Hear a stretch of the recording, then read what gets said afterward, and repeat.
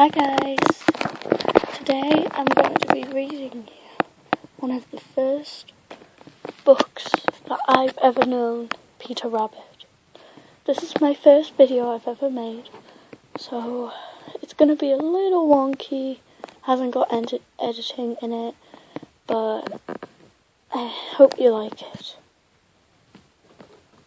Let's read. This one. Number 10. Oh, this stupid lamp. Number 10. The Tale of the Flopsy Bunnies.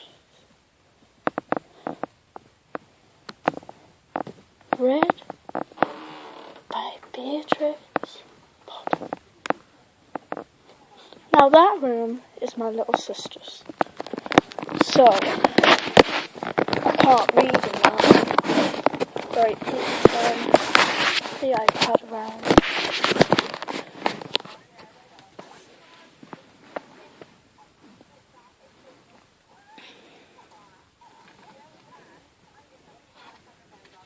Okay, the Flopsy Bunnies. Now, I got this for Christmas, so hope you like it.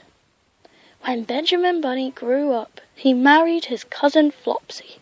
They had a large family, and they were very improvident and cheerful. I do not remember the sparrows'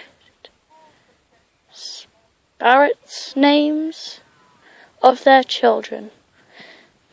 They were generally called the Flopsy Bunnies. Sorry if I can't read most of that. You can pause and read that if you're better at reading. There was not always quite enough to eat. Benjamin used to borrow cabbages from Flopsy's brother, Peter Rabbit, who kept a nursery garden. That's Peter. That's Benjamin. That's his wife. And there are the Flopsy Bunnies. Sometimes Peter Rabbit had no cabbages to spare. That's his mother. That's Peter. When this happened, the Flopsy Bunnies went across the field to a rubbish heap in the ditch outside Mr. McGregor's garden. The Flopsy Bunnies are running towards the ditch. Mr. McGregor's rubbish heap was a mixture. There were jam pots and paper bags and mountains of chopped grass from the mowing machine, which always tasted oily, and some rotten vegetables, marrows, and old boot or two. One day, oh joy, there was a quantity of overgrown lettuce, which had shot into the flowers. The Flopsy Bunnies simply stuffed lettuce. By degrees, one after another, they were overcome with slumber and lay down in the mown grass. Benjamin was not so much overcome as his children. Before going to sleep, he was sufficiently wide awake to put a paper bag over his head to keep off the flies. The little Flopsy Bunnies slept delightfully in the warm sun. From the lawn beyond the garden came the distant clicking sound of the mowing machine. The blue bottles buzzed about the wall, and a little old mouse picked over the rubbish among the jam pots. I can tell you her name. She was called Thomasin. Why are these names so hard? Let's just call her Molly Tittlemouse, a wood mouse with a long tail. Don't know why they have such big names. This is a children's book. A children's book. She rustled across the paper bag and awakened Benjamin Bunny. Awakened Benjamin Bunny. The mouse apologized profusely and said that she knew Peter Rabbit. While she and Benjamin were talking close under the wall, they heard a heavy tread above their heads, and suddenly Mr. McGregor emptied out a sack full of lawn mowings right on top of the flopsy. Sleeping flopsies. I'll just call them flopsies. Benjamin shrank down underneath his paper bag. The mouse hid in a jam pot.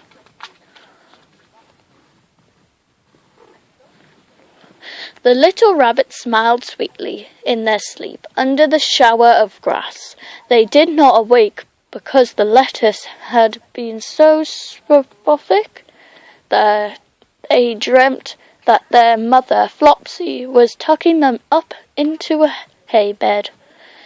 Mr. McGregor looked down after emptying his sack. He saw some funny little brown tips of ears sticking up through the lawn. He stared at them for some time. Presently, a fly settled on one of them, and it moved. Mr. McGregor climbed down on the rubbish heap.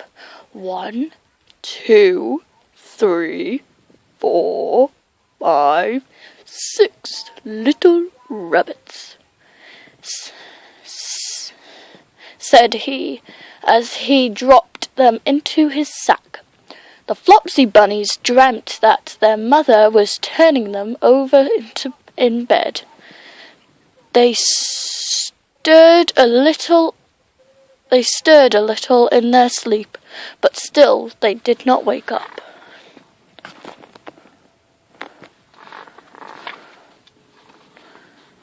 Oh, I've made it go down a little there. Mr. McGregor tied up the sack and left it on the wall. He went to put away the mowing machine. While he was gone, Mrs. Flopsy Bunny, who had remained at home, came across the field. She looked suspiciously at the sack and wondered where everyone was.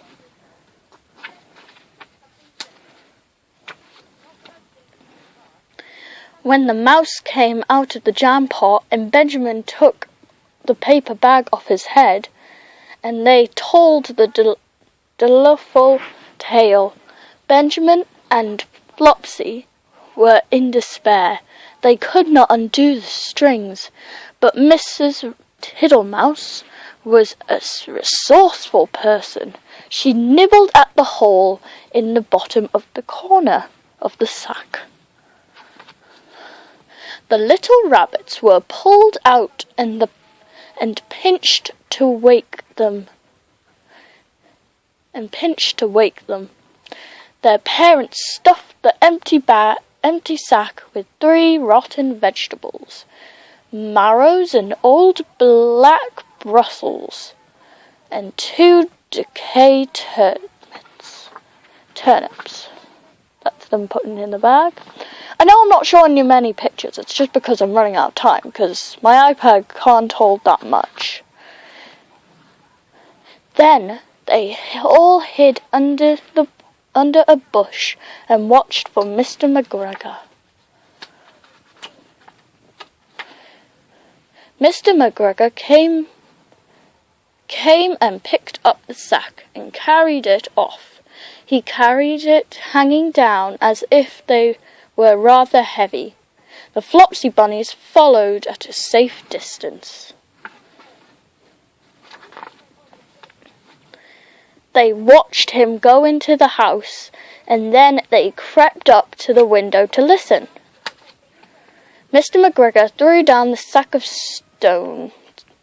The sack on the stove. Stone? Stone. I can't read. Help! Stone floor in a way that would have been extremely painful to the Flopsy bunnies, as if they had happened to have been inside it. They could hear him drag his chair on the flags and chuckled. 1, 2, 3, 4, 5, 6 little rabbits, said Mr. McGregor, staring at the window.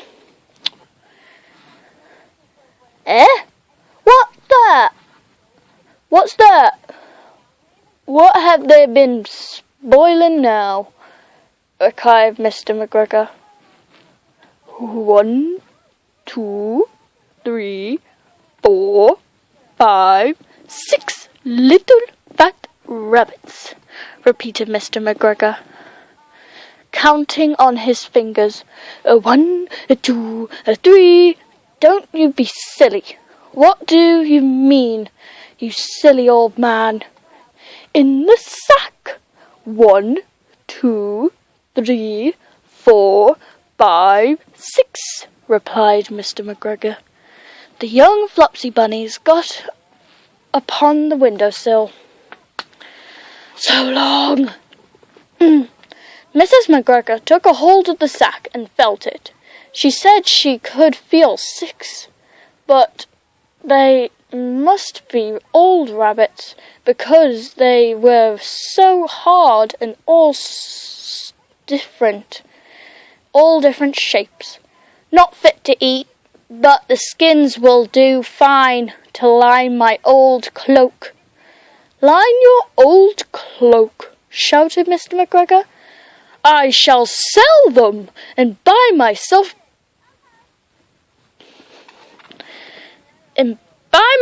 a baccy, rabbit tobacco.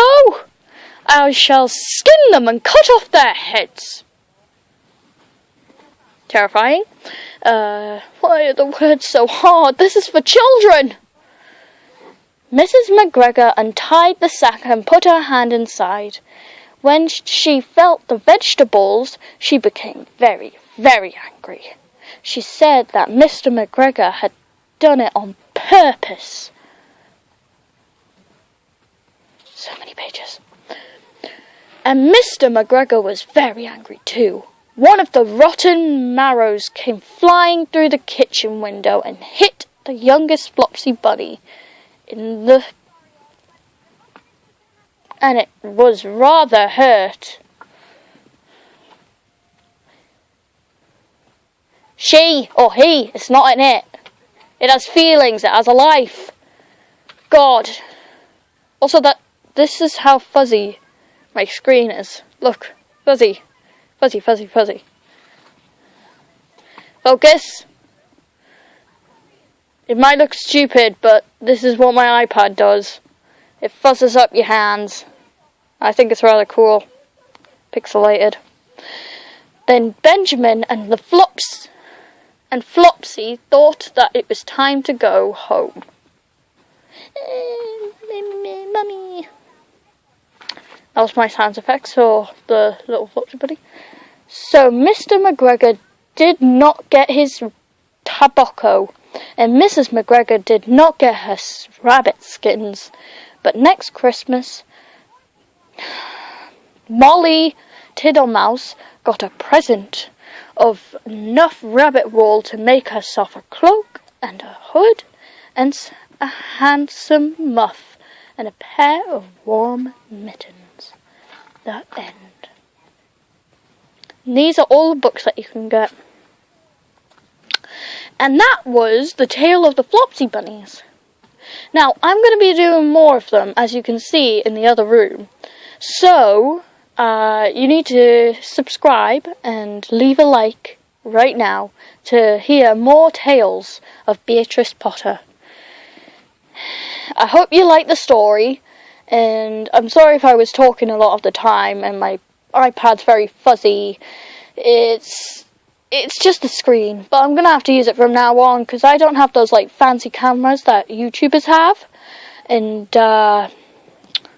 it's just gonna have to stay like that. So I read this because I want people to be able to enjoy books. People that are blind or can't hear, so they can actually read a book. Well, blind people, because they can't read a book, but they can listen to a story. But it's fine if you just clicked on it thinking that it was going to be a wholesome tale. The only thing I will improve on this book would be the words. And everything else to do with the words. So, don't know why I'm doing that. Finger, control yourself. Control yourself. Now, if you want me to have a mascot, leave a comment down below on what you want my mascot to be. And I'll introduce him into every video. And he'll read some, and I'll read some. So, I hope you like this video. See you later. Bye!